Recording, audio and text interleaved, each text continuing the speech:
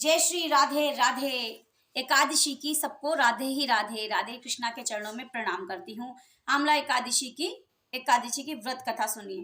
होलिका दहन के 4 दिन पूर्व फाल्गुन के शुक्ल पक्ष की इस एकादशी का नाम आमलिका एकादशी है। इन दिनों आंवले के वृक्ष के भगवान का निवास रहता है, इसीलिए आंवले के वृक्ष के नीचे बैठकर भगवान की पूजा करने और आंवले खाने तथा दान करने से विशिष्ट महत्व है।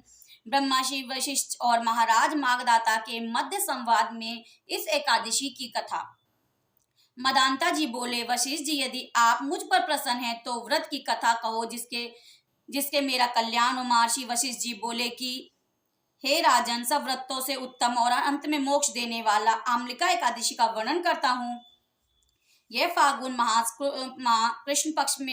कृष्ण शुक्ल पक्ष में होता है। इस व्रत के फल से समस्त पाप नष्ट हो जाते हैं। इस व्रत के पुण्य 1000 गोदान के फल के बराबर है। मैं आपसे इस पुरानी कथा कहता हूँ, ध्यान पूर्वक सुनो। एक वैदिक नामक नगर था। उस नगर में ब्राह्मण, वैश्य, क्षत्रिय, शूद्र चारों वर्ण आनंद पूर्वक रहते थे। नगर में सदैव वेद ध्वनि गूंजा करती थी। उस जगह पापी, दुराचारी, नास्तिक आदि कोई ना था। उस नगर में चैत्ररथ नामक चंद्रवंशी राजा राज्य करता था। वह महान विद्वान तथा धार्मिक था। उस राज्य में कोई दरिद्र तथा कंजूस नहीं था। उस राज्य में सब निवासी विष्णु भक्त थे।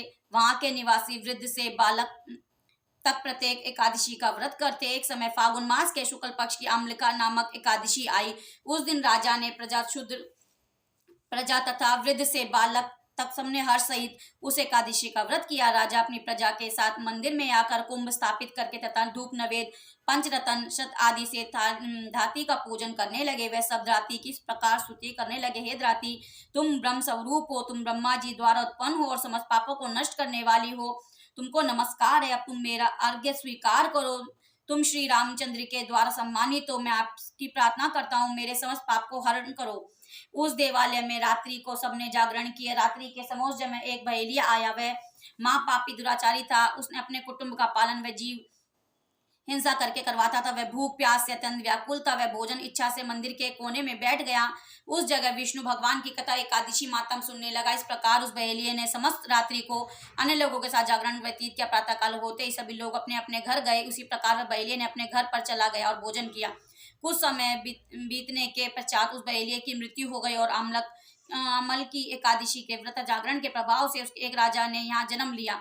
उसका नाम ब्रसुरत रखा गया। वह बड़ा होने पर वह चतुर्णी सेना सहित धन्य धान से युक्त होकर 10 सहस्त्र ग्रामों का पालन करने लगा। वह तेज में सूर्य के समान, क्रांति में चंद्रमा के समान, वीरता से विष्णु भगवान के समान, क्षमा में पृथ्वी के समान तथा वह अत्यंत धार्मिक, सत्यवादी, कर्मवीर और विष्णु भक्त था। वह प्रजा का सम्मान भाव से पालन करता। वह सदैव यज्ञ किया करता। दान देना उसका नित्य तथा कर्तव्य था। एक दिन वह राजा शिकार खेलने के लिए गया। देव योग से वन में वहां रास्ता भूल गया और दिशा ज्ञान न होने के कारण उसी वन के वृक्ष के नीचे सो रहा है। उसी समय पहाड़ी डाकू वहां आए और राजा को अकेला देखकर उस पर मारो शब्द कहकर टूट पड़े। वह डाकू कहने लगे कि इस दुष्ट राजा ने हमारे माता, पिता, पौत्र आदि संबंधियों को मारा है तथा देश से निकाल दिया। अंत उससे अब अवश्य मारना चाहिए। ऐसा कहकर वह डाकू राजा को मारने लगे और उस पर अस्त्र शस्त्र का प्रहार करने लगे।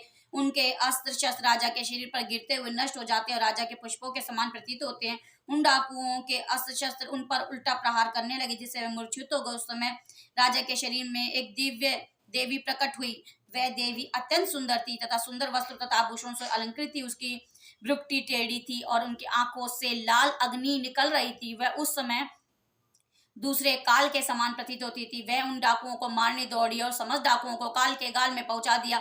जब राजा जगा तो डाकुओं को मरा हुआ देखकर सोचने लगा कि इन शत्रुओं को किसने मारा है। मेरा इस वन में कौन हितैषी रहता है। जब वह राजा ऐसा विचार कर रहा था तभी आकाशवाणी हुई, राजन, इस संसार में विष्णु भगवान के अतिरिक्त तेरी कौन रक्षा कर सकता है। इस आकाशवाणी को सुनकर राजा अपने नगर को वापस आ गया और सुखपूर्वक राज करने लगा। महर्षि वशिष्ठ जी बोले, हे राजन, यह सब आमलक एकादशी के व्रत के प्रभाव का था। जो मनुष्य एक अमल को एकादशी का व्रत करते हैं वे प्रत्येक कार्य में सफल होते हैं और अंत में विष्णु लोक को जाते हैं। श्री कृष्ण गोविंद हरे मुरारी, हे नाथी नारायण वासुदेवा। श्री कृष्ण गोविंद हरे मुरारी, हे नाथी नारायण वासुदेवा। वासुदेव।